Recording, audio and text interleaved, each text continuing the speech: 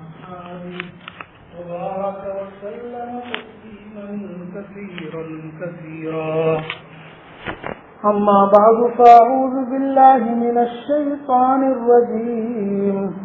بسم الله الرحمن الرحيم. إن الله وملائكته يصلون على النبي يا أيها الذين آمنوا صلوا عليه وسلموا تسليما. اللهم صل على سيدنا ومولانا محمد وعلى آله وأصحابه وبارك وسلم تسليما كثيرا كثيرا. بزرگان محترم، اللہ تبارک و تعالیٰ کے بعد سب سے زیادہ محسن انسانیت وہ رسول اکرم صلی اللہ علیہ وسلم کی ذات مبارکہ ہے. آپ ہی کے طفیل میں اس دنیا کو اللہ تعالیٰ نے وجود بخشا اور پوری انسانیت کے لیے اللہ تعالیٰ نے آپ کو رحمت بنا کر کے بھیجا. وما ارسلناک الا رحمتا للعالمین. ایک انسان کے لیے نہیں، دو انسان کے لیے نہیں، کوئی خاص قبیلے کے لیے نہیں، کسی خاندان کے لیے نہیں، بلکہ انسان ہی نہیں، جتنے عالم اللہ تعالیٰ نے بنائے ان سب عالموں کے لیے حضور اکرم صلی اللہ علیہ وسلم کو اللہ تعالیٰ نے رحمت بنا کر بھیجا ہے. قرآن پاک کی سب سے پہلی سورت سورہ فاتحہ، اس کی پہلی آیت ہے الحمدللہ رب العالمین. تمام تعریفیں اس اللہ کے لیے ہے جو سارے جہانوں کا پالنہار ہے. عالمین، عالمین ایک عالم نہیں، جتنے دنیا ہے اس دنیا کو چھوڑ کر بھی ان سب کے لیے اللہ تعالیٰ رب ہے، یعنی ان کا پالنے والا ہے. تفسیر کی کتابوں میں مختلف اقوال ہے. بعض علماء کہتے ہیں کہ اللہ تعالیٰ نے 80,000 عالم بنائے، بعض کہتے ہیں 40,000، بعض کہتے ہیں 18,000. تو 18,000 عالم ہو یا 40,000 ہو یا 80,000 ہو، اس کا علم اللہ ہی کو ہے. اللہ تعالیٰ ان سارے عالموں کا پالنے والا ہے. تو جب اللہ تعالیٰ ان 80,000 عالموں کا پالنے والا ہے تو حضور کے متعلق اللہ نے قرآن میں کیا فرمایا؟ وما ارسلناک الا رحمتا للعالمین. اللہ تو رب العالمین ہے اور آپ رحمت للعالمین. اس کا مطلب جتنے عالموں کا اللہ پالنے والا اتنے ہی عالموں کے لیے حضور صلی اللہ علیہ وسلم کی ذات رحمت ہے. اگر 80,000 عالم ہیں، اللہ ان کی پرورش کر رہا ہے تو ان 80,000 عالموں کے لیے حضور کی ذات رحمت ہے. خاص طور پر انسانوں کے لیے کہ اللہ تعالیٰ نے آپ کو اس لیے بھیجا تاکہ یہ انسان جہنم سے بچ کر کے جنت کا راستہ اختیار کر لے. چنانچہ حضور صلی اللہ علیہ وسلم فرماتے ہیں کہ میری مثال اس شخص کی سی ہے کہ اس نے آگ روشن کی. جب آگ روشن ہوتی ہے، چراغ جلتی ہے، شمع جلتی ہے، تو دیکھا ہوگا پروانے آ کر کے اس پر گرتے ہیں اور جل کے مر جاتے ہیں. آپ فرما رہے میری مثال اس شخص کی سی ہے کہ جس نے آگ روشن کی اور پروانے اس پر جور آ کر کے گر رہے ہیں، ہلاک ہو رہے ہیں، اور وہ شخص ان پرندوں کو پکڑ پکڑ کے بچا رہا ہے کہ آگ میں مت گرو. میری بھی مثال ایسی ہے. اللہ نے جہنم تو پیدا کر دی اور جہنم میں جانے والے جو اعمال ہے، کفر و شرک، گناہ، وہ بھی سب بتلا دیے. اس کے باوجود لوگ اس جہنم پر ٹوٹے پڑ رہے ہیں، کوئی کفر شرک کر کے، کوئی گناہ کر کے، کوئی نافرمانی کر کے. اور میں ہوں کہ ہر ایک کی کمر پکڑ پکڑ کے جہنم سے ہٹا رہا ہوں. یعنی لوگوں کو کہتا ہوں کہ ایمان لاؤ، اللہ کی اطاعت کرو، نافرمانی سے بچو. لیکن اس کے باوجود بہت سارے لوگ مجھ پر غالب آ جاتے ہیں، یعنی میری بات نہ مانتے ہوئے جہنم کے اندر کود پڑتے ہیں. تو اندازہ لگائے کہ وہ جہنم جس کی سزا دائمی ہے، کبھی ختم نہیں ہونے والی، نبی اکرم صلی اللہ علیہ وسلم نے دنیا میں لوگوں کو یہ ہدایت دی کہ ایمان لاؤ، اللہ کو مانو تو ہمیشہ کی جہنم سے بچ جاؤ گے۔ بہرحال حضور اکرم صلی اللہ علیہ وسلم سے بڑھ کر دنیا میں اللہ کے بعد کوئی انسانوں کا اتنا بڑا محسن نہیں۔ آپ کے احسانات کا بدلہ ہم کچھ بھی ادا نہیں کر سکتے، آپ کی تعریف بھی نہیں کر سکتے جیسے آپ کی تعریف کا حق ہے۔ حضرت شیخ سعدی رحمۃ اللہ علیہ مشہور سیاح اور شاعر اور بزرگ آدمی گزرے ہیں، انہوں نے اپنی کتاب گلستہ کے دیباچے کے اندر یہ اشعار حضور کی شان میں نقل کیے ہیں۔ یا صاحب الجمال و یا سید البشر، یا صاحب الجمال و یا سید البشر، من وجهك المنير لقد نور القمر، لا يمكن الثناء كما كان حقه، بعد خدا بزرگ توئی قصہ مختصر۔ اے جمال والی ذات اور اے کمال والی ذات، آپ کی تعریف کا جیسا حق ہے ہم ایسی تعریف آپ کی نہیں کر سکتے، اس لیے کہ آپ کی ذات تو ایسی ہے کہ آپ کے چہرے انور سے اللہ تعالیٰ نے چاند کو نور عطا کیا ہے۔ یہ سورج اور چاند کی روشنی بھی حضور صلی اللہ علیہ وسلم کے چہرے انور کے نور کے طفیل میں ان کو ملی۔ جب اتنی بابرکت ذات ہے تو ہم آپ کی کیا تعریف کر سکتے ہیں؟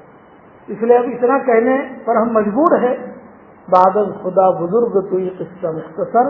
قصہ مختصر یہ کہ رب العالمین کے بعد، حق تعالیٰ کے بعد سب سے بڑی بزرگ ہستی آپ کی ذات ہے، اس سے زیادہ اور کوئی کلمات کہنے کی ہمارے اندر طاقت نہیں۔ اب جب اتنی بڑی محسن شخصیت اللہ نے ہمیں عطا فرمائی، ان کی امت میں ہمیں اللہ نے پیدا فرمایا، حق یہ ہے کہ ہم رات دن ان کے احسانات کا بدلہ ادا کرتے رہے، لیکن ظاہر بات ہے پوری انسانیت مل کر کے بھی آپ کے احسان کا بدلہ ادا نہیں کر سکتی۔ اللہ تبارک و تعالیٰ نے ہم ضعیف اور کمزوروں پر یہ کرم فرمایا کہ وہ اپنے نبی کی محبت کا، اپنے نبی کے احسانات کا حق ادا کرنے کے لیے میں تمہیں ایک عمل بتلاتا ہوں۔ وہ اس سے بھی آپ کا حق تو ادا نہیں ہوگا، لیکن کچھ نہ کچھ محبت کا، آپ کے احسان کا حق ہم ادا کرنے والے ہوں گے، اور آپ کی گویا رحمت کے چادر کے نیچے اس عمل کی وجہ سے ہم داخل ہو جائیں۔ وہ عمل کیا ہے؟ عبادات تو بہت ساری ہے جو اللہ ہی کے لیے کی جاتی ہے، نماز، روزہ، زکوٰۃ، حج، صدقات، خیرات، ذکر، تلاوت، سب یہ عبادتیں اللہ کے لیے۔ انہی میں سے ایک اہم عبادت وہ درود شریف کی عبادت ہے۔ اللہ تعالیٰ تو خالق اور مالک ہے، ساری مخلوق اس کی عبادت میں مشغول ہے۔ اب یہ درود بھی ایک عبادت ہے جو نبی اکرم صلی اللہ علیہ وسلم کے حق کی ادائیگی کے لیے رکھا گیا ہے، لیکن یہ درود ایک ایسا عمل ہے کہ فرشتے اور ایمان والے بندے اس درود شریف کے پڑھنے میں مشغول رہتے ہیں۔ اللہ تعالیٰ فرماتے تم ہی نہیں، میں بھی اپنے نبی پر درود اور رحمت بھیجتا رہتا ہوں۔ اللہ کی درود وہ الگ طریقے کا ہے، ہمارا درود الگ طریقے کا ہے۔ ان اللہ و ملائکتہ، بے شک اللہ بھی اور اس کے فرشتے بھی، یصلون علی النبی، نبی پر درود بھیجتے ہیں۔ یا ایھا الذین آمنوا، تو اے ایمان والو، صلو علیہ، تم بھی نبی پر درود بھیجو، وسلموا علیہ، اور اس پر وسلموا، اور تم بھی سلام بھیجو۔ تو کسی عبادت کے متعلق اللہ تو کسی کی عبادت کاہے کو کرے گا، اللہ تو خود معبود ہے۔ یہ عمل جو ہے یہ بھی عبادت کے طور پر نہیں، نبی اکرم صلی اللہ علیہ وسلم کی شان کی بلندی کے طور پر اللہ فرما رہا ہے کہ درود ایسا عمل ہے کہ میں خود بھی کرتا ہوں، اپنے نبی پر ہر آن میرا درود جاری رہتا ہے، اور میرے فرشتے بھی درود بھیجتے ہیں۔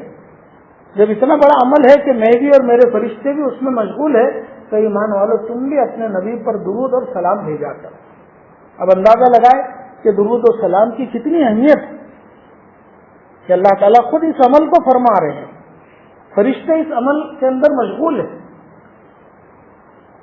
اب اللہ تعالیٰ نے ہمیں حکم دیا، صلو، صلو یہ امر کا صیغہ حکم ہے، نبی پر درود بھیجو، وسلمو اور سلام بھیجو۔ صحابہ اکرام رضی اللہ تعالیٰ عنہ مجمعین نے حضور صلی اللہ علیہ وسلم سے سوال کیا کہ یا رسول اللہ، آپ پر جو سلام بھیجا جاتا ہے وہ تو ہمیں معلوم ہے، سلام کا طریقہ وہ التحیات میں ہم پڑھتے ہیں، التحیات للہ والصلوات والطیبات السلام علیک ایھا النبی، اے نبی آپ پر سلام ہو، ورحمۃ اللہ اور اللہ کی رحمت ہو، وبرکات اور اس کی برکت ہو۔ تو صحابہ نے کہا کہ آپ پر جو سلام بھیجتے ہیں ہم التحیات میں وہ تو ہمیں معلوم ہے، لیکن درود کیسے بھیجا جائے، سلام کیسے بھیجا جائے؟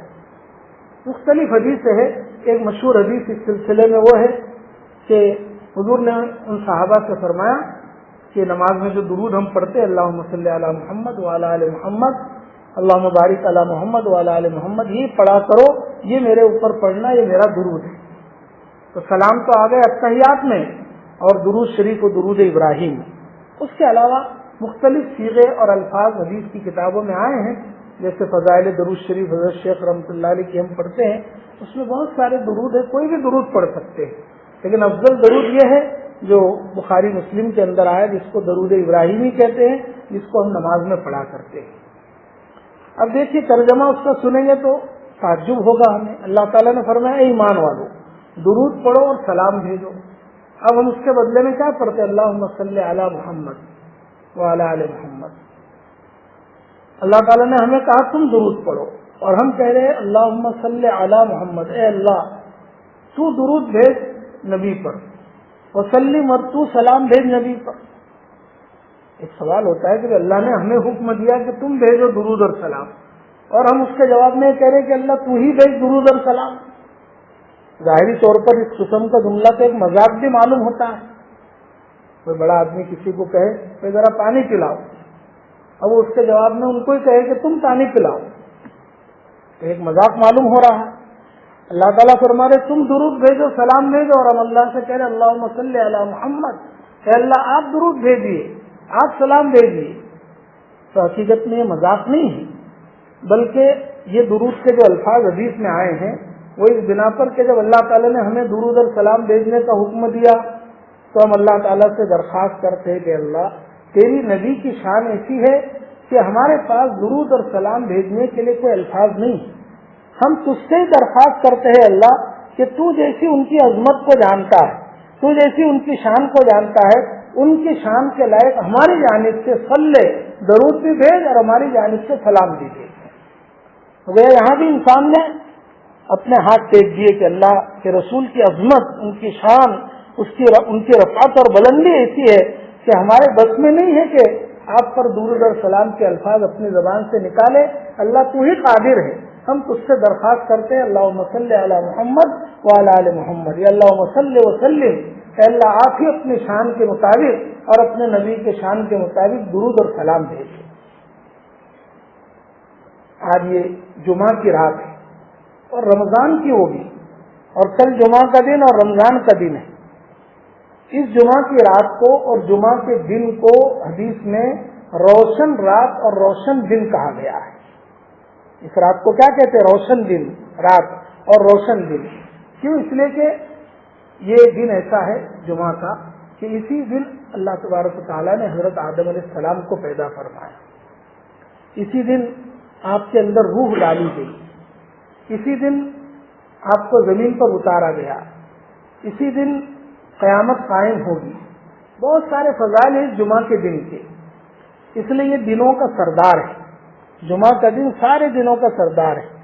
یہ تو آج کل ہم انگریزیت اور یورپ کے ملکوں کے تہذیب میں اتنے مغلوب ہو گئے ہیں کہ ہمیں مسلمانوں کو خود پتہ نہیں کہ ہفتے کا دن کہاں سے شروع ہوتا ہے۔ ہم تو سمجھتے سنیچر سے شروع ہوتا ہے، حالانکہ اسلامی اعتبار سے دن کی ابتدا جمعہ سے ہوتی ہے۔ پہلا دن جمعہ کا، پھر دوسرا سنیچر کا۔ یہ دن بہت مبارک ہے۔ اب یہ دن سارے دنوں کا سردار ہے، اور حدیث میں فرمایا گیا، بلکہ ابن قیم رحمۃ اللہ علیہ نے ایک جگہ لکھا ہے کہ حضور اکرم صلی اللہ علیہ وسلم سارے انبیاء کے سردار ہیں. یہ دن سارے دنوں کا سردار اور حضور صلی اللہ علیہ وسلم سارے انبیاء کے سردار. تو اس سردار دن میں سارے انبیاء کے سردار پر کثرت سے درود پڑھو. یعنی عام دنوں میں تو درود پڑھنے کا حکم ہے ہی، لیکن جمعہ کی رات میں اور جمعہ کے دن میں اور بھی کثرت سے درود پڑھنے کا حکم دیا گیا، اس لیے کہ ایک حدیث کے مطابق اگر عام دنوں میں ایک مرتبہ جو شخص درود پڑھتا ہے تو اللہ تبارک و تعالیٰ ایک درود کے بدلے میں خود اس پڑھنے والے پر 10 رحمت اتارتا ہے. پڑھنے والے پر 10 چھوٹے چھوٹے گناہ جو اس نے کیے ہوں گے وہ معاف ہو جاتے ہیں، 10 نیکیاں اس کے نام اعمال میں لکھی جاتی ہیں اور 10 درجے بلند ہوتے ہیں. 40 فضیلتیں حاصل ہو رہی ایک درود پڑھنے پر. اب ہم چوراہوں پر بیٹھ کر کے کتنے دفعہ درود پڑھتے ہیں وہ اندازہ لگا لیں ہم، اور کتنا وقت ضائع کرتے ہیں.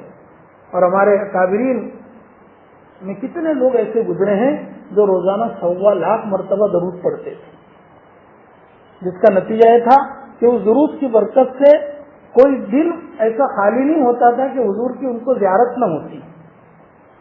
حدیث شریف میں کتاب ہے موطا مالک، بخاری شریف سے بھی پہلے کی وہ کتاب ہے موطا مالک. وہ حدیث اس میں حضور کی احادیث جمع کی ہے امام مالک رحمۃ اللہ علیہ نے.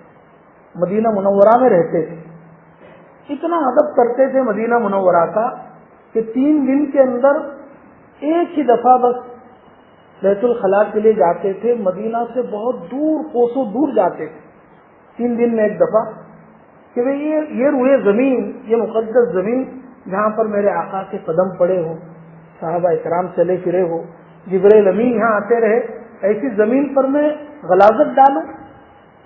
بہت دور دراز جاتے تھے 3 دن میں ایک دفعہ بس. اور جب تک مدینہ میں رہے کبھی سواری پر سوار نہیں ہوئے، اور کبھی اپنے پیر میں چپل نہیں پہنی کہ جس زمین پر حضور کے قدم پڑے ہو میری چپل وہاں ہو. کبھی زندگی میں چپل نہیں پہنی. اور یہ حدیث کی کتاب لکھی اور حضور سے ایسی محبت کہ ہاں خود عرب کے اندر ہو کر کے بھی ایک دفعہ حج کے لیے گئے. ایک دفعہ حج فرض ہے، کافی ہے کہ اگر میری موت آئے تو مدینہ میں آنی چاہیے. بس ان کا یہ حال تھا. اس درود پاک کی اور حدیث کی خدمت کی وجہ سے روزانہ حضور اکرم صلی اللہ علیہ وسلم کی خواب میں زیارت ہوتی تھی، کوئی دن خالی نہیں ہوتا تھا. ایسے لوگوں کو صاحب حضوری کہتے ہیں. تو یہ برکت ہے درود پاک کی. بہرحال جنت البقیع جو قبرستان ہے وہاں پر ایسے تو 10,000 صحابہ مدفون ہیں، 10,000. اور پھر بعد میں کتنے اولیاء صالحین آج تک اس قبرستان میں لوگ جاتے رہتے ہیں. وہاں 17 قبروں کے کچھ نشانات پرانے موجود ہیں. 17 قبریں جو پتھروں سے گھیری ہوئی ہے. تو اس میں 2 قبریں ایک ساتھ ہے، تھوڑی آگے پیچھے کے قدم سے. اس میں ایک قبر امام مالک رحمۃ اللہ علیہ کی ہے اور ایک قبر ان کے استاد امام نافع رحمۃ اللہ علیہ کی. باقی تو سب نشانات نظر نہیں آتے ہیں. خود حضور صلی اللہ علیہ وسلم کی صاحبزادیاں، چچا، پھوپھیاں، ان کی قبریں کچھ ہے جو نشانات پرانے موجود ہیں. بہرحال عرض کرنے کا منشا ہے کہ یہ درود پاک اتنی بابرکت چیز ہے کہ اس کے کثرت سے پڑھنے سے انسان کو حضور کا قرب نصیب ہو جاتا ہے. تو خاص میں نے یہ مضمون اس لیے آج ذکر کیا کہ آج جمعہ کی رات بھی ہے، جمعہ کا دن بھی ہے. یہ دن دنوں کا سردار ہے اور حضور صلی اللہ علیہ وسلم بھی سارے مخلوق کے سردار اور انبیاء کے سردار. اس لیے سردار دن میں آپ پر کثرت سے درود کا حکم دیا گیا. کثرت یعنی زیادہ. اب کثرت کس کو کہیں گے؟ علامہ سخاوی رحمۃ اللہ علیہ بہت بڑے عالم گزرے. حضرت مولانا رشید احمد گنگوئی رحمۃ اللہ علیہ بھی دونوں فرماتے ہیں کہ اس رات میں اور کل کے دن میں جو شخص کم سے کم 300 مرتبہ درود پڑھے گا تو وہ کثرت سے درود پڑھنے والا سمجھا جائے گا. کم سے کم یہ حد ہے. ورنہ بہتر ہے کہ اس رات کو اور دن کو زیادہ سے زیادہ تلاوت وغیرہ کے اوقات کے علاوہ جتنا ہو سکے اپنا درود کے اندر گزارے. اس وقت کو لیٹے لیٹے بیٹھے بیٹھے درود شریف پڑھتے رہے. ابھی میں نے بتلایا کہ ایک مرتبہ درود پڑھتا ہے کوئی آدمی تو اللہ کی طرف سے 10 رحمت اترتی ہے. ہم لوگ بڑی غفلت کا شکار ہیں. گھروں میں بیماریاں ہے، تنگی ہے، فقر و فاقہ ہے، ٹینشن ہے، بہت سارے مسائل ہے. اگر ہم اس بات کا عہد کر لیں کہ روزانہ ہمارے گھر کے سارے افراد مثلاً گھر میں 5 آدمی ہیں، یہ طے کر لے کہ روزانہ صبح میں 100 مرتبہ درود شریف پڑھیں گے، ہر آدمی 500 مرتبہ ہمارے گھر میں درود پڑھا جا رہا ہے، 5 آدمی 100 مل کر کے، تو 500 مرتبہ درود پڑھیں گے تو 5000 رحمتیں ہمارے گھر میں اترے گی صبح میں۔ شام میں یہ طے کر لے کہ اس وقت تک سوئیں گے نہیں جب تک کہ 100 مرتبہ درود شریف نہ پڑھ لے۔ 100 مرتبہ درود شریف پڑھے، 5000 مرتبہ، 500 مرتبہ ہو جائے گا رات میں، 5000 رحمتیں اترے گی۔ اگر پابندی سے ہم یہ عمل فقط دنیا کے مقصد کے لیے بھی کرے، اللہ کی ذات پر پورے یقین ہے 40 دن اس پر عمل کر کے دیکھے، گھر کی ساری پریشانی اللہ تعالیٰ دور فرما دے گا۔ جو آخرت کا ثواب ہے وہ تو ہے ہی، ویسے تو ہمیں پڑھنا ہے اللہ کے لیے، آخرت کے ثواب کے لیے، لیکن اگر دنیاوی مشکلوں اور پریشانیوں سے نجات کے لیے اس درود پاک کا اہتمام کرے، اللہ کی ذات سے امید ہے یہ رحمت کی ضد کیا ہے؟ زحمت دینے تکلیف، جہاں رحمت آئے گی وہاں زحمت نہیں رہے گی، لیکن کرے کون؟ فرصت کس کو ہے؟ دنیا کے سارے کاموں کی، فضول باتوں کی، ٹھٹھے مذاق کی، ان سب کی فرصت ہمیں ہے، لیکن درود پاک پڑھنے کی ہم کو فرصت نہیں۔ کیسے کیسے لوگ گزرے ہیں، ایک واقعہ میں سناتا ہوں۔ ہمارے سلسلے چشتیہ کے بزرگوں کے یہاں ایک کتاب پڑھی جاتی ہے درود شریف کی، جس کا نام ہے دلائل الخیرات۔ اس میں 7 منزلیں ہیں، یعنی ہر دن کی ایک منزل، اس میں کئی درود ہے، سب درود اس میں الگ الگ جمع کیے ہیں۔ اس کتاب کے اندر درود جمع کرنے والے ایک بہت بڑے بزرگ ہیں، انہوں نے کیوں جمع کیا اس کا واقعہ انہوں نے لکھا۔ ان کا نام ہے محمد بن سلیمان الجزولی، مراکش کے رہنے والے تھے۔ محمد بن سلیمان الجزولی مراکش کے رہنے والے تھے اور بہت سارے مریدین ان کے تھے۔ ایک مرتبہ وہ مراکش سے بغداد کی طرف یا بغداد سے مراکش کی طرف سفر کر رہے تھے۔ راستے میں ظہر کی نماز کا وقت ہو گیا، پانی نہیں تھا، آپ کے ساتھ سینکڑوں مریدین بھی تھے، تو انہوں نے ادھر ادھر پانی تلاش کیا لیکن کہیں پانی نظر نہیں آیا۔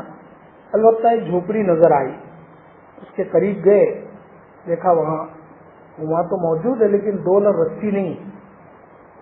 آواز لگائی تو ایک چھوٹی بچی نکلی 8-10 سال کی، اس سے کہا کہ بیٹا یہاں ڈول رسی ہو تو لاؤ، ہم کو وضو کرنا ہے، نماز کا وقت بالکل ختم ہونے جا رہا۔ تو اس بچے نے کہا کہ آپ کون ہیں، کہاں سے آئے؟ انہوں نے اپنا نام جان بوجھ کر بیان کر دیا، کیونکہ بعض دفعہ نام بولنے سے کام جلدی ہو جاتا ہے۔ تو کہا کہ میں محمد بن سلیمان جزولی ہوں۔ کہا اچھا وہ مراکش کے بزرگ وہ آپ ہیں؟ وہ جانتی تھی بچی، نام سنا ہوگا۔ کہا میں وہی ہوں۔ صاحب اتنے بڑے بزرگ ہونے کے باوجود اس کنویں سے پانی نکالنے کے لیے آپ کو ڈول رسی کی کیا ضرورت ہے؟ ویسے ہی پانی تو آپ کو مل جانا چاہیے۔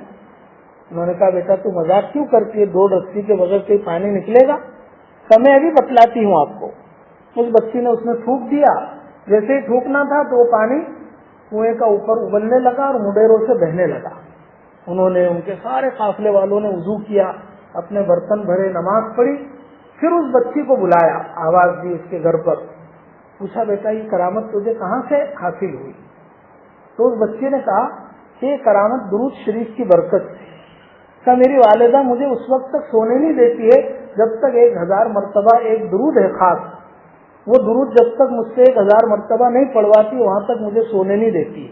روزانہ میں 1000 مرتبہ درود شریف پڑھتی ہوں، اس کی بہت ساری برکتیں اللہ نے ہمیں عطا کر دی، اور خاص یہ برکت بھی کہ جب ہم کو پانی کی ضرورت پڑتی ہے میں تھوک دیتی ہوں، پانی اوپر آ جاتا ہے، اپنی ضرورت پوری کر لیتے۔ ان بزرگ پر اتنا اثر ہوا کہ ایک بچی درود کی برکت اللہ نے اس کو ایسی عطا کی۔ اب میں اپنے سفر سے واپسی پر جتنے بھی درود کے الفاظ، ایک درود نہیں کئی سینکڑوں درود ہیں جو حدیث کی کتابوں میں الگ الگ آئے ہیں، میں سب کو جمع کروں گا۔ چنانچہ انہوں نے وہ ایک بڑی کتاب دلائل الخیرات نامی اس کے اندر جمع کر دیا۔ اب اس کتاب کو جو پڑھتا ہے بڑی برکتیں ہیں اس کی۔ اس درود کا نام ہے صلاۃ البیر۔ ایک درود جو وہ بچی جو پڑھتی تھی اس کا نام ہے صلاۃ البیر، کنویں والا درود۔ وہ درود کہاں ہے؟ وہ اسی دلائل الخیرات کی 7ویں منزل میں ہے۔ جو شخص اس کو پڑھتا رہے تو اس کو وہ درود بھی مل جائے گا جو وہ بچی پڑھا کرتی ہے۔ عرض کرنے کا منشا ہے کہ اس زمانے میں گھروں میں کیسا ماحول تھا کہ وہ اپنے بچوں بچیوں کو درود پاک کا اتنا اہتمام کرایا جاتا تھا. اس لیے آج جو ہے ہم خاص طور پر آج کی رات میں بھی کل کے دن میں بھی جتنا ہو سکے اپنی زبان کو فضول باتوں سے بچا کر کنٹرول کر کے درود پاک میں اپنے آپ کو مشغول رکھے. اپنی تلاوت کا جو معمول ہے وہ پورا کرے اور درود پاک کثرت سے پڑھے تو اس کی بڑی برکتیں ہیں. اور خاص ایک چیز، جب کوئی شخص ایک مرتبہ درود شریف پڑھتا ہے، آج کل اس مسئلے کو سمجھنا بہت آسان ہو گیا.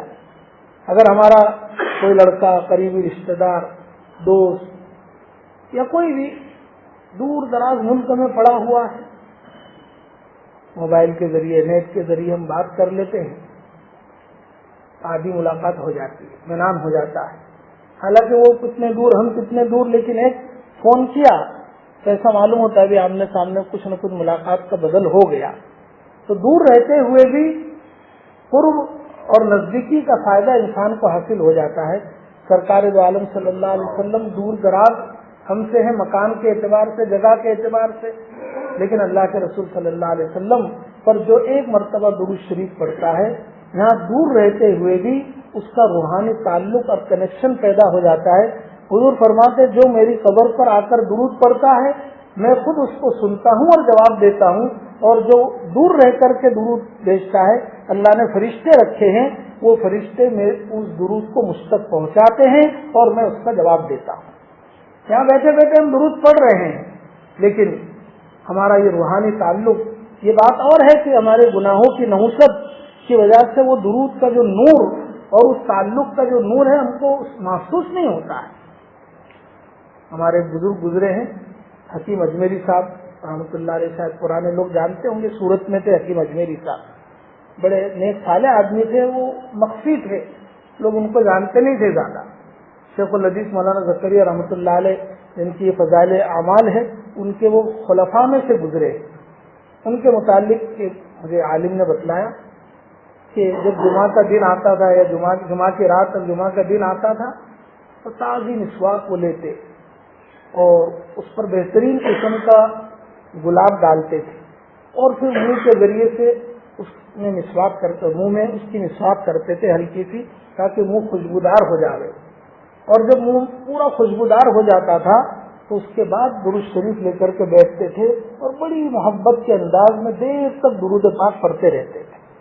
ان لوگوں کو ایک حلاوت معلوم ہوتی تھی، گویا یہاں رہتے ہوئے بھی انہیں حضور صلی اللہ علیہ وسلم کے دربار میں حاضری کا شرف حاصل ہوتا تھا. خیر یہ بڑے لوگوں کی باتیں ہیں، ہمارے لیے تو اتنا ہی کافی ہے کہ ہم فضول باتوں سے بچ کر اپنی زبان کو درود میں مشغول کر دیں.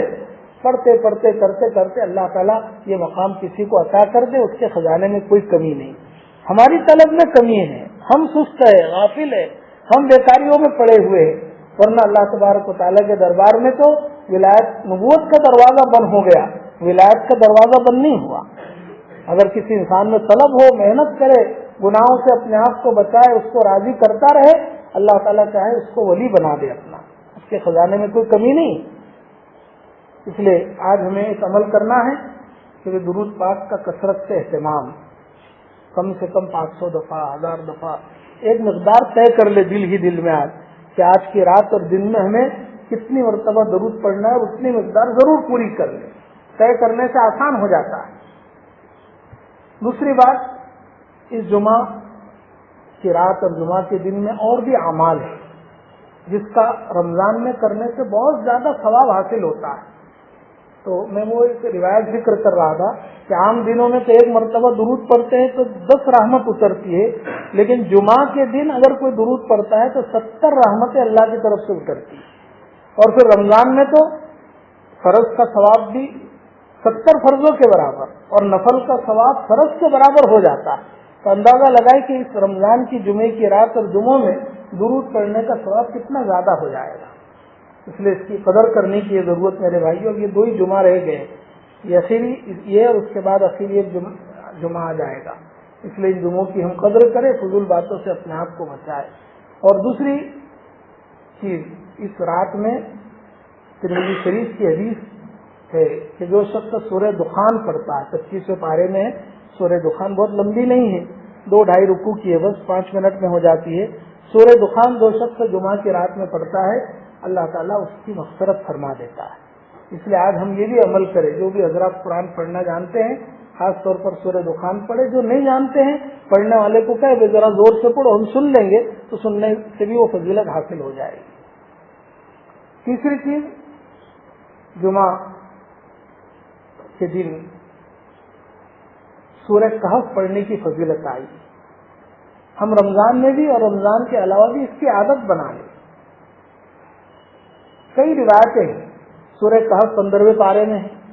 جو شخص جمعہ کی رات میں یا جمعہ کے دن سورہ کہف پڑھتا ہے تو اللہ تبارک و تعالیٰ ایک نور اس کے قدم سے لے کر آسمان کی جڑ تک پھیلا دیتے ہیں, اور یہ نور قیامت کے دن جو تاریکیاں, ظلمتیں, اندھیریاں ہوں گی اس دن ہمارے کام آئے گا. ایک فضیلت تو یہ کہ ایک نور پیدا ہو جاتا ہے قدم سے لے کر آسمانوں تک, جو قیامت کے دن کے اندھیریوں میں ہمیں کام آئے گا. دوسری فضیلت یہ کہ قیامت سے پہلے پہلے دجال آئے گا. حضور صلی اللہ علیہ وسلم خود اپنی دعاؤں میں اس سے پناہ چاہتے تھے, اللہم انی اعوذ بک من فتنۃ المسیح الدجال, اے اللہ مسیح دجال کے فتنے سے تو مجھے بچا. امت کو بھی تاکید کی گئی. مسیح کہتے ہیں, ایک تو عیسیٰ علیہ السلام کو بھی مسیح کہتے ہیں اور اس کو بھی مسیح کہا گیا, لیکن اس کو مسیح اس بنا پر کہا گیا کہ یہ 40 دن کے اندر پوری دنیا کا سفر کر لے گا. 40 دن کے اندر پوری دنیا کا, اس کے ساتھ جنت بھی ہوگی, جہنم بھی ہوگی. جو شخص اس کا کلمہ پڑھے گا اس کو اس کی جنت میں ڈال دے گا, جو اس کا انکار کرے گا تو اس کو جہنم میں ڈال دے گا. لوگ اس کو دیکھ کر کے گڑبڑ میں مچ جائیں گے. جو منافق قسم کے ہوں گے, کمزور ایمان والے ہوں گے, اس کی باتوں میں آ جائیں گے.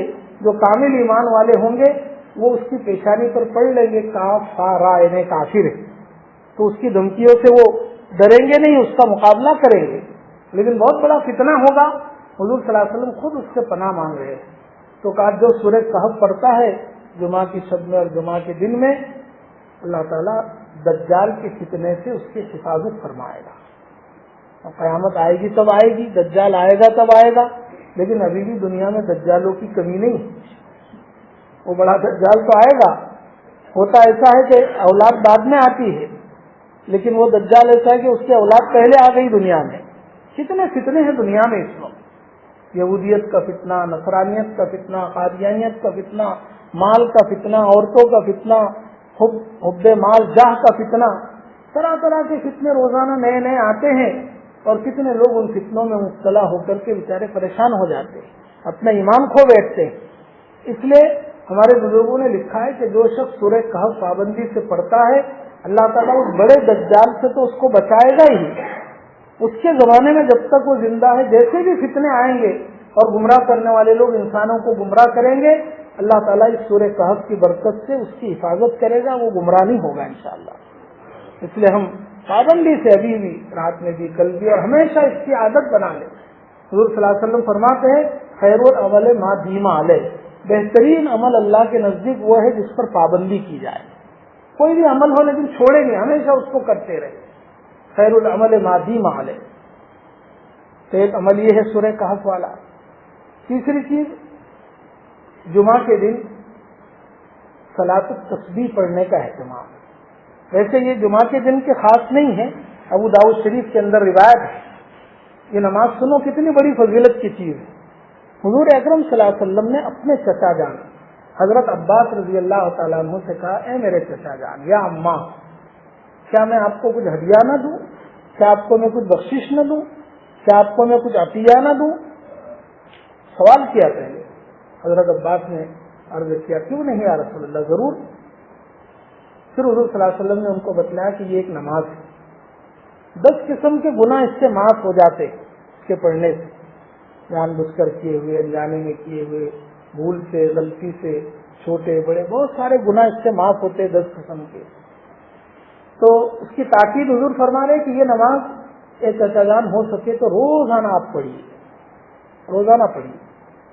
اگر روزانہ نہ ہو سکے تو ہفتے میں 1 دفعہ پڑھیے, ہفتے میں نہ ہو سکے تو مہینے میں 1 دفعہ پڑھیے, مہینے میں نہ ہو سکے تو سال میں 1 دفعہ پڑھیے, اور سال میں نہ ہو سکے چچا جان زندگی میں ایک دفعہ ضرور اس نماز کو پڑھ لینا.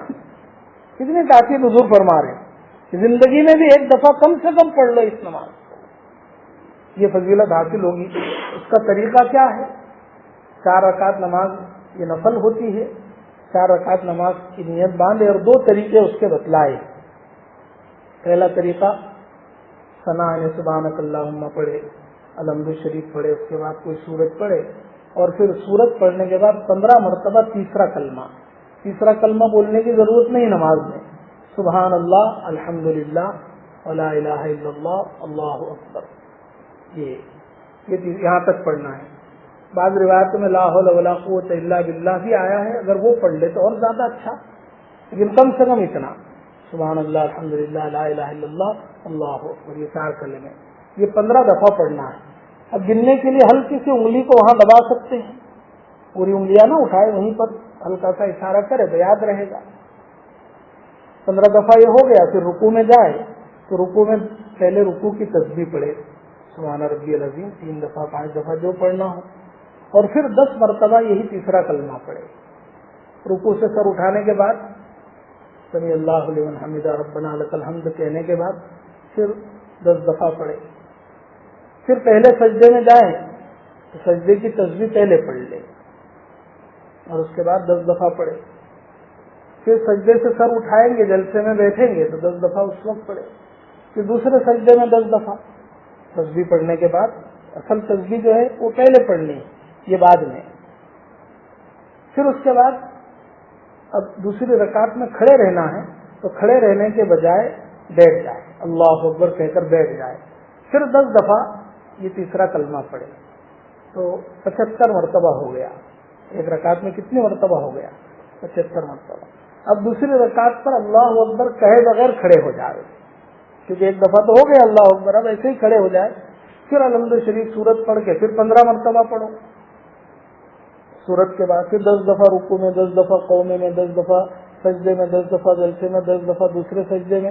اب پھر 2 رکعت ہو گئی، قاعدے میں بیٹھنا ہے تو پہلے اب قاعدے میں یہ پڑھ لو، پہلے 10 دفعہ تیسرا کلمہ پہلے پڑھنا ہے اور التحیات کو بعد میں پڑھے. پھر تیسری رکعت میں کھڑے ہو جائے.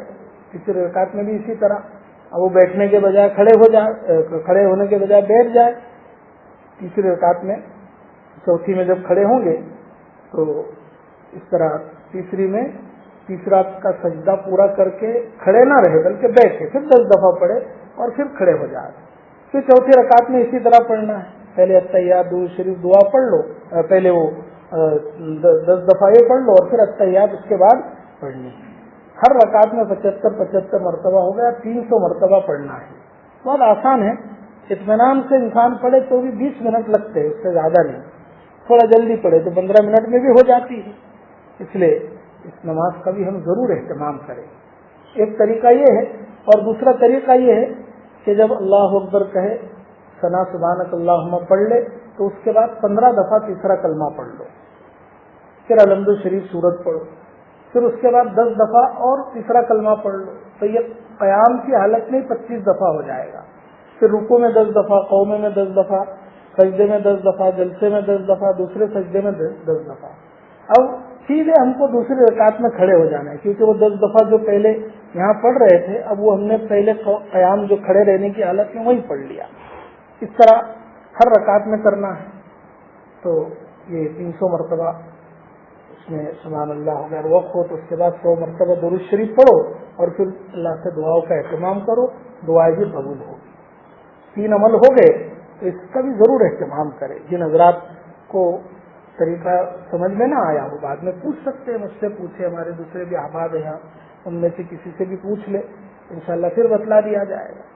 ہمارے بزرگوں کا بڑا اہتمام تھا. شیخ الحدیث مولانا زکریا رحمۃ اللہ علیہ، ہمارے پیر صاحب سے مفتی محمود حسن گنگوئی رحمۃ اللہ علیہ، اور بھی ان کے سلسلے کے ہمارے مفتی احمد خان پوری صاحب اور جتنے اکابرین ہیں، زندگی بھر میں شاذ و نادر کبھی کسی سفر وفر میں چھوٹی ہو، ورنہ کبھی ان کی صلاۃ التسبیح نہیں چھوٹی ہے زندگی میں. خاص طور پر یہ جمعہ کے دن پڑھا کرتے تھے. جمعہ کے دن سب سے اچھا وقت یہ ہے کہ جمعہ کے دن جلدی مسجد میں آ جاؤ اور زوال سے پہلے پڑھ لو، یا پھر اگر بیان نہ ہوتا ہو کسی مسجد میں تو زوال ہوتے ہی خطبے سے پہلے پہلے تک فارغ ہو جائے. اچھا یہ ہے کہ زوال سے پہلے آ جاؤ, 12 بجے بھی مسجد میں آ جائیں گے تو انشاءاللہ 12:30 تک اطمینان سے ہو جائے گی. اس کے بعد سورہ کہف بھی پڑھ لو, درود پڑھتے رہو تو ساری فضیلت حاصل ہو جائے گی. تھوڑا وقت دینے کی ضرورت ہے, ہر وقت اس کا اہتمام کرے آدمی. اور یہ 3 چیزیں ہو گئی. چوتھی چیز جمعہ کے دن خاص سنتوں کا اہتمام. یہ سنتیں یعنی حضور صلی اللہ علیہ وسلم نے جمعہ کے دن 3 چیزوں کا اہتمام کیا. کتنی بڑی اس کی فضیلت ہے دیکھو. یہ چند سنتیں پہلے سن لو. جمعہ کے دن ایک سنت ہے غسل کرنا. اس غسل کے موقع پر مسواک کا اہتمام کرنا. غسل کرنا, مسواک کرنا, پھر صاف ستھرے اچھے کپڑے پہننا, خوشبو لگانا, اور مسجد میں جلدی آنا. جلدی کا مطلب ہے کہ زوال سے پہلے پہلے کم سے کم مسجد میں پہنچ جائے. امام غزالی رحمۃ اللہ علیہ نے لکھا کہ پہلے زمانے میں لوگ فجر کے وقت سے جمعہ کے دن آ جاتے تھے تو جمعہ پڑھ کے ہی پھر گھر پر جاتے تھے. ایسے لوگ گزرے. تو کم سے کم ہم اتنا تو کر سکتے ہیں کہ وہ زوال سے آدھا پون گھنٹہ پہلے مسجد کے اندر آ جائے. اتنا جلدی کرنے میں تو کیا ہمارا ضائع ہو جاتا ہے. تو یہ سنتیں ہیں غسل کرنا, مسواک کرنا, خوشبو لگانا, تیل لگانا, اچھے کپڑے پہننا اور جلدی سے آنا.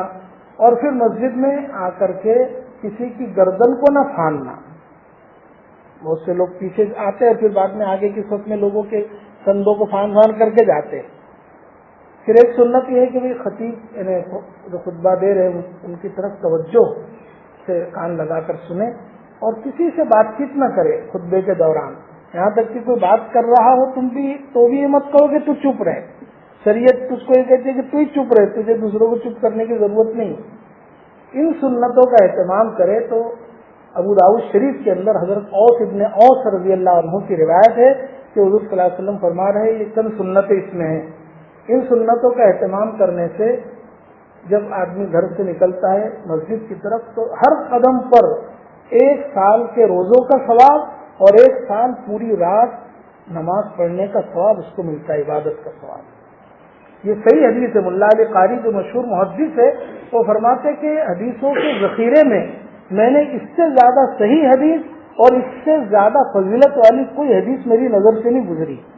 کہ عمل تو بالکل آسان ہے, غسل تو کرتا ہے آدمی, کپڑے پہنتا ہے, خوشبو لگاتا ہے, ذرا جلدی آ جائے, مسواک کر لے, چند سنتیں ہیں.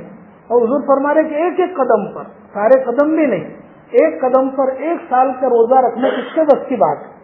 لیکن آپ سنتوں کا ہم اہتمام کر لیں اس نیت کے ساتھ کہ حضور نے یہ ثواب دیا ہے, یہ ثواب بتلا ہے, دیکھو کتنا فائدہ ہوتا ہے. سنتوں سے حضور کا قرب نصیب ہوتا ہے, کتنا فائدہ آخرت کا. ہر قدم کے بدلے 1 سال کی عبادت, رات کی عبادت کا ثواب اور 1 سال کے روزوں کا ثواب ملتا ہے. اس لیے وہی سنتوں کا بھی ہم اہتمام کریں. چوتھی 5ویں چیز, جمعہ کے دن ایک گھڑی اللہ نے رکھی ہے کہ اس میں انسان جو دعا کرتا ہے وہ قبول ہو جاتی ہے, جو دعا کرتا ہے. لیکن اب وہ گھڑی کون سی ہے فکس نہیں ہے کہ 12 سے 1 تک, 1 سے 2 تک, جیسے لیلۃ القدر اللہ نے چھپا دی ہے. ضروری نہیں کہ وہ 27 کو ہی ہو, 21 کو بھی ہو سکتی, 23 کو بھی, 25 کو بھی, تاکہ لوگ اس کی تلاش میں لگے رہے. دنیا کے لیے ہم کیسے معلوم ہو جائے کہ 1 لاکھ روپے انعام ملنے والا ہے, ہفتے میں 1 دن میں کبھی بھی ملے گا, لائن لگا کر کھڑے رہو. تو روزانہ لائن لگائیں گے, سارے کام چھوڑ دیں گے ہم. کون سے دن ہے وہ تو معلوم نہیں. کوئی یہ نہیں سوچے گا کہ 1 ہفتے تک کون ٹینشن لے گا, نہیں 1 لاکھ روپیہ ملنے والا ہے اور چاہے سنڈے کو ملے کہ منڈے کو ملے, روزانہ ہمیں لائن لگانی. اللہ تعالیٰ یہ لیلۃ القدر کا ثواب ہمیں دے رہے ہیں. یہ 10 راتوں کی محنت ہے, بس زیادہ نہیں. اور جمعہ کے دن کی گھڑی تو وہ اس لیے چھپا کے رکھی کہ پورا دن انسان دعا میں مشغول رہے. دعا تو کہیں بھی کر سکتا ہے نا بھی آدمی, مسجد میں بھی, گھر پر بھی. جب خالی وقت ہو دعا میں مشغول ہو جائے, ہو سکتا ہے وہ قبولیت کی گھڑی ہو اور اللہ ہماری دعا قبول کر لے. لیکن اس کے باوجود حدیث پاک میں 2 وقت کے متعلق بڑی فضیلت آئی ہے جمعہ کے دن. ایک روایت سے معلوم ہوتا ہے کہ وہ قبولیت کی گھڑی جس میں دعا قبول ہوتی ہے وہ امام جب خطبے کے لیے کھڑے ہوتے ہیں, خطبے سے اور نماز سے فارغ ہونے تک میں جو دعا کر لے وہ قبول ہوتی ہے. لیکن یاد رہے کہ اس دوران ہاتھ اٹھا کر زبان سے دعا نہیں کرنی, دل ہی دل میں جو دعا مانگنی ہو اللہ سے مانگتے رہو، اللہ تو سب دلوں کے حال کو بھی جاننے والا ہے۔ ایک گھڑی یہ ہو سکتی ہے، اور ایک روایت سے معلوم ہوتا ہے کہ جمعہ کے دن آخری گھڑی سورج ڈوبنے میں آدھا گھنٹہ پونا گھنٹہ باقی ہو، وہاں سے دعائیں شروع کر دی جائے تو سورج کے ڈوبنے تک یہ گھڑی بھی قبولیت کی ہوتی ہے۔ حضرت فاطمہ رضی اللہ تعالیٰ عنہ حضور صلی اللہ علیہ وسلم کی صاحبزادی اپنی باندھی کو جمعہ کے دن کھڑی رکھتی تھی باہر کہ دیکھو سورج ڈوبنے میں کتنی دیر ہے۔ وہ جب کہتی کہ اب تو تھوڑی سی دیر ہے، بس تھوڑی دیر میں سورج ڈوب جائے گا، تو حضرت فاطمہ رضی اللہ تعالیٰ عنہ دعاؤں میں مشغول ہو جاتی تھی۔ تو ان دو گھڑیوں کا بھی ہمیں اہتمام کرنا ہے، جلدی آ جائیں گے تو خطبے کے دوران بھی دعا مل جائے گی، اور پھر مسجد میں افطار کے وقت اپنے گھر پر ہی دعاؤں کا اہتمام کرے چل۔ تو یہ چند چیزیں ہیں جو جمعہ کے سلسلے کی مجھے عرض کرنی تھی، اس لیے ہم ان چیزوں کا اہتمام کریں۔ درود پاک کی کثرت،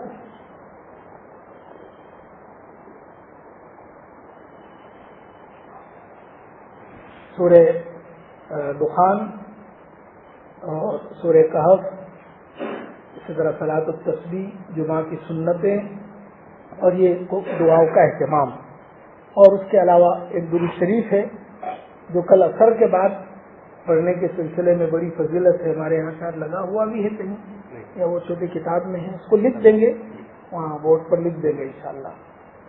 حضرت ابو ہریرہ رضی اللہ عنہ کی حدیث ہے کہ حضور صلی اللہ علیہ وسلم نے فرمایا کہ جو شخص عصر کی نماز کے بعد 80 مرتبہ اپنی جگہ پر اٹھنے سے پہلے کسی سے بات کیے بغیر، جب نماز پڑھی جائے اپنی جگہ پر بیٹھے رہے، اٹھ کر نہ جائے، نہ کسی سے بات کرے، اس سے پہلے 80 مرتبہ درود پڑھ لے تو اللہ تبارک و تعالیٰ 80 سال کے گناہ اس کے معاف کر دیں گے، اور 80 سال کی عبادت کا ثواب اس کے لیے لکھا جائے گا۔ کوئی سوچتا ہوگا کہ 80 سال کے گناہ جب ایک دفعہ معاف ہو گئے تو پھر دوسرا کچھ کرنے کی ضرورت ہی نہیں ہے، نماز روزہ سبھی چھوڑ دو، ایک درود سے ہی معاف ہو جائے گا۔ اصل میں حدیث میں آتا ہے مغفرت کے الفاظ، تو مغفرت کہتے بخشش کو۔ جب گناہ ہوتے ہیں تو مغفرت سے گناہ معاف ہوتے ہیں، اور اگر گناہ نہیں رہے تو اللہ تعالیٰ اتنے درجات انسان کے بلند کرتا ہے۔ اور یہ جو گناہ کی بخشش آئی ہے وہ چھوٹے موٹے گناہ جو ہم سے ہو جاتے ہیں اس کے بارے میں، بڑے بڑے گناہ تو توبہ کے بغیر معاف نہیں ہوتے، اس لیے اس درود کے پڑھنے کا اہتمام کریں۔